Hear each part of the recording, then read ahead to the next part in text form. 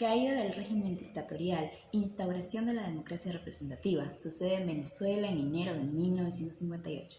Hola a todos, soy Aizahar Pérez y acompañada de Raimar Carmona, Josbeli Gutiérrez y Ariana Peña, compartiremos con ustedes lo sucedido en las primeras horas de la mañana del 23 de enero de 1958, cuando el general Marcos Pérez Jiménez huye de Venezuela. Su apresurada partida cerró 10 años de dictadura militar y permitió el paso a la democracia de masas, una forma de vida típica que Venezuela recién conoció en el periodo posterior a la guerra.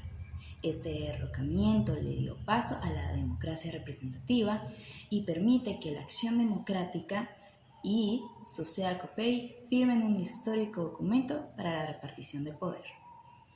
Las histórico-políticas y el derrocamiento de la dictadura pérez-jimenista nos ayuda a entender una comprensión global sobre los antecedentes sucedidos en 1958, aspectos relevantes como la crisis de la dictadura y la instauración de la democracia representativa en Venezuela. El periodo 1958 a 1968 estuvo marcado por 3 acuerdos entre los partidos políticos que marcaron el inicio de la democracia representativa en Venezuela, como el Pacto de Nueva York, firmado en el Atlantic Club el 20 de enero de 1958 para derrocar la dictadura de Pérez Jiménez.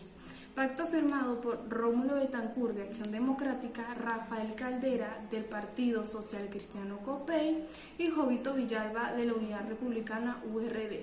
A propósito, estuvieron presentes el escritor colombiano Germán Arciniegas y el jefe de Estado latinoamericano Maurice Berbao. Por consiguiente, se crean otros 2 pactos que fueron el Pacto de Punto Fijo, continuación del pacto ya mencionado de Nueva York. El Pacto de Punto Fijo tuvo éxito en desplegar un imaginario de integración política y social que legitimó las decisiones del gobierno y restringió el avance de la oposición política, excluida de los pactos establecidos previamente a las elecciones. Estas fueron presidenciales en el diciembre de 1958.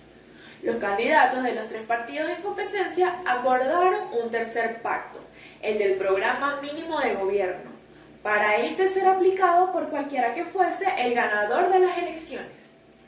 Entre los principales puntos del programa figuraron la elaboración de una nueva constitución política, la realización de una reforma agraria, la dirección de la economía por parte del Estado y el respeto a la iniciativa privada y la inversión extranjera. Los inicios de esta nueva etapa en Venezuela estarían enmarcados por el consenso, un sistema que fue continuado desde la crisis del 23 de enero de 1958 hasta la firma del Pacto de Punto Fijo, considerando que, según Sabino, existió primero un acuerdo general para hacerle frente a la dictadura y luego surgió un acuerdo más determinado que constituyó el pacto antes mencionado. Otras acciones fueron la liberación de los presos políticos, se amplió la Junta Patriótica con sectores independientes. A partir de allí se erigió una nueva etapa en la historia de la Venezuela contemporánea. Lo cual un año después resulta presidente de la Cámara del Senado y del Congreso Nacional, un rol que desempeñó hasta 1962. En 1963 fue proclamado por su partido como candidato a la presidencia. Y el 2 de marzo de 1964 se juramentó en el Congreso como primer magistrado de la nación. Por otro lado, el Partido Demócrata Cristiano Copey fue fundado un 13 de enero de 1946, organización política que se inspiró en los ideales del humanismo cristiano y logró conquistar la presidencia de la República de Venezuela en 2 oportunidades, 1968, 1974 y 1978-1983. Después de 1967, predomina en la sociedad venezolana el régimen puntofijista y los principales partidos que sostenían AD y COPEI.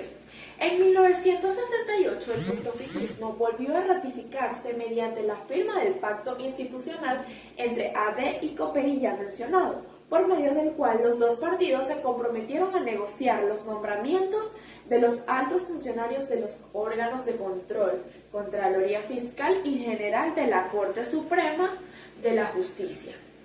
El puntofijismo estuvo marcado como proyecto hemogénico luego de una combinación de políticas, de actos represivos y otras de actos desarrollistas y de benefactor.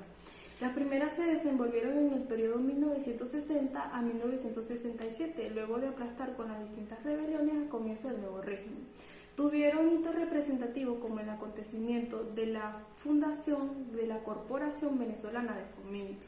Aprovechando que estamos hablando del Pacto de Punto Fijo, quisiera compartir un pequeño dato que nos brindó el historiador venezolano Rafael Arraiz Lucas en su programa, y era el por qué el pacto llevaba ese nombre.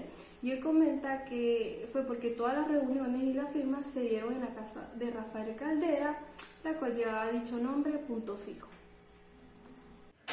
Tal es el caso que en estos 10 años de historia en Venezuela podamos encontrar muchos más sucesos. Por ejemplo, la Ley de Universidades.